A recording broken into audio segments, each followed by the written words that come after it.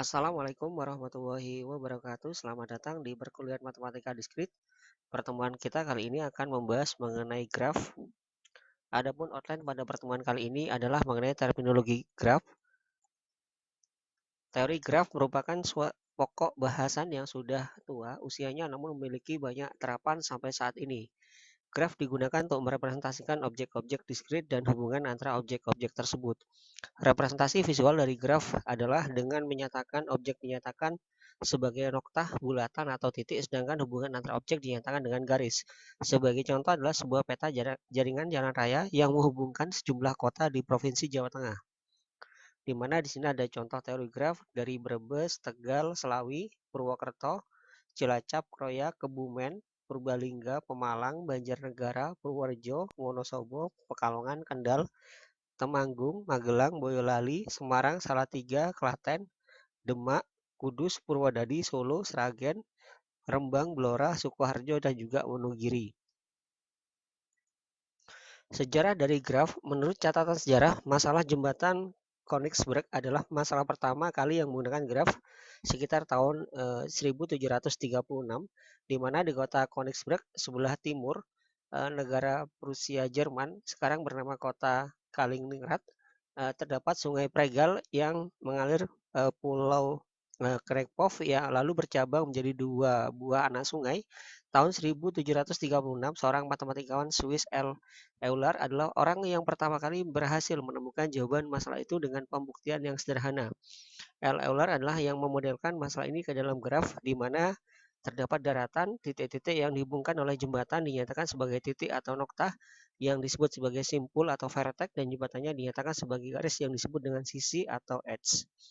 Jadi gambar dari itu bisa disampaikan seperti ini, di mana di sini ada jembatan, ada sungai yang mengalir. Kalau kita lihat pada gambar A dan juga gambar B, di sini ada C, ada A, ada B, dan juga ada D. Graf G didefinisikan sebagai pasangan himpunan, di mana di sini ada VE ditulis dengan notasi G sama dengan ada V dan E, yang ada dalam V itu adalah himpunan tidak kosong dari simpul-simpul vertex atau node, dan E adalah himpunan sisi edge atau arcs yang menghubungkan sepasang simpul. Jadi sebuah graf dimungkinkan mempunyai tidak satu buah sisi, tapi simpulnya harus ada minimal satu.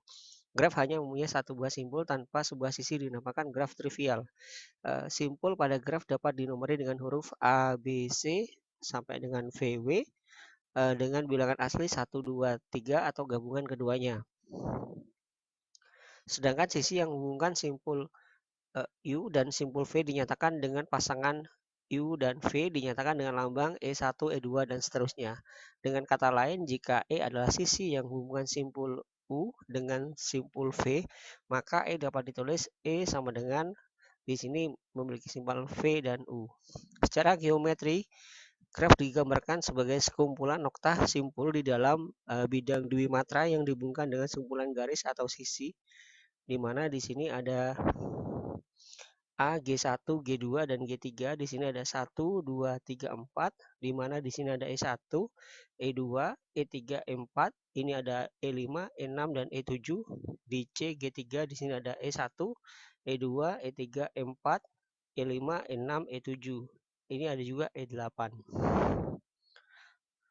Ada 3 buah graf, ada G1, G2, dan G3. G1 adalah graf dengan simpul V dan himpunan sisi E adalah V, sama dengan memiliki himpunan 1, 2, 3, 4, dan E memiliki himpunan 1,2, 1,3, 2,3, 2,4, 3,4. G2 adalah graf yang memiliki himpunan V dan himpunan sisi E adalah V sama dengan memiliki himpunan 1, 2, 3, 4, dan E memiliki himpunan 1,2, 2,3, 1,3, 1,3, 2,4, 3,4, 3,4. Itu adalah himpunan ganda, di mana sama dengan memiliki himpunan E1, E2, E3, E4, E5, E6, dan E7. G adalah graf dengan himpunan simpul V dan himpunan sisi E adalah V memiliki himpunan 1,2, 3,4, E memiliki himpunan 1,2, 2,3, 1,3, 1,3, 2,4, 3,4, 3,4, 3,3. Ini adalah himpunan ganda, sehingga memiliki himpunan E1, E2, E3, E4, E5, E6, E7, dan E8. Pada G2, sisi E sama dengan memiliki himpunan 1,3 dan sisi E4 memiliki himpunan 1,3, dinamakan sisi ganda atau multiple edge atau parallel edge karena kedua sisi ini menghubungi dua buah simpul yang sama, yaitu simpul 1 dan 3. Pada G3, sisi E8 memiliki himpunan 3,3 dinamakan gelang atau kalang atau lob karena ia berawal dan berakhir pada simpul yang sama. Terminologi graf. Dalam pembahasan mengenai graf sering menggunakan terminologi atau istilah yang berkaitan dengan graf. Di bawah ini didaftarkan beberapa terminologi yang sering dipakai, antara lain ada ketetanggaan atau adjacent. Dua buah simbol dikatakan bertetangga bila keduanya terhubung secara langsung.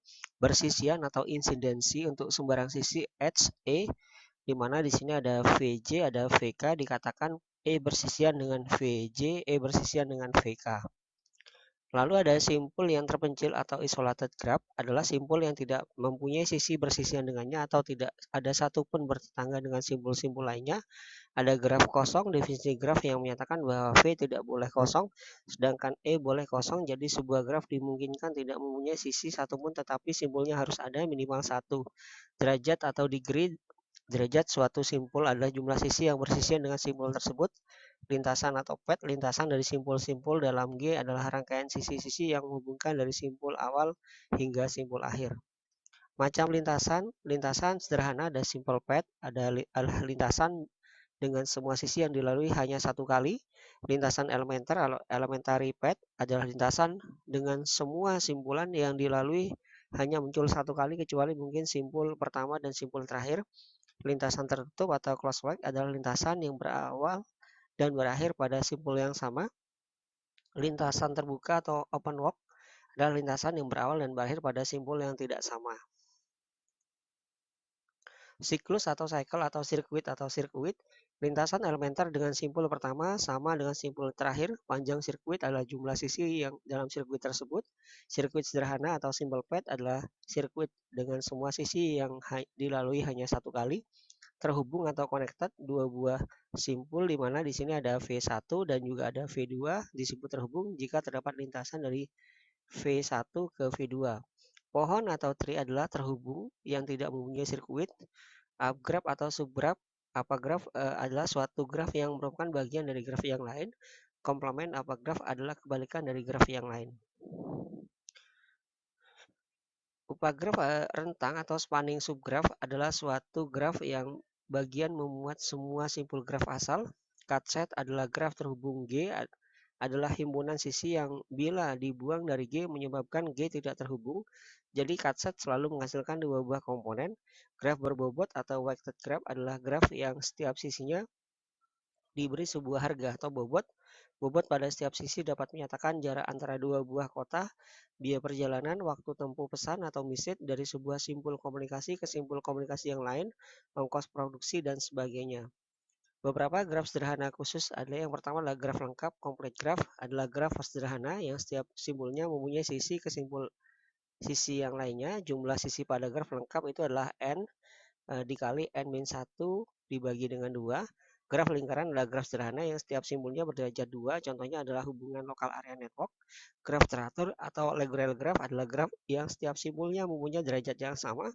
Jumlah sisinya adalah di sini ada n dikali r dibagi 2, di mana n itu adalah simpul dan r adalah derajat.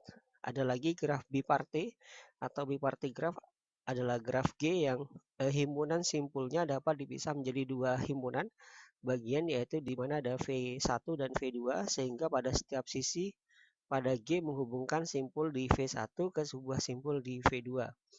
Adapun referensi pada pertemuan kali ini dari Mandiri N 2011 Matematik Street, Munir R 2010 Matematik Street edisi 3, dan Wibisono 2008 Matematik Street. Sekian, terima kasih. Sampai jumpa pada pertemuan selanjutnya. Wassalamualaikum warahmatullahi wabarakatuh.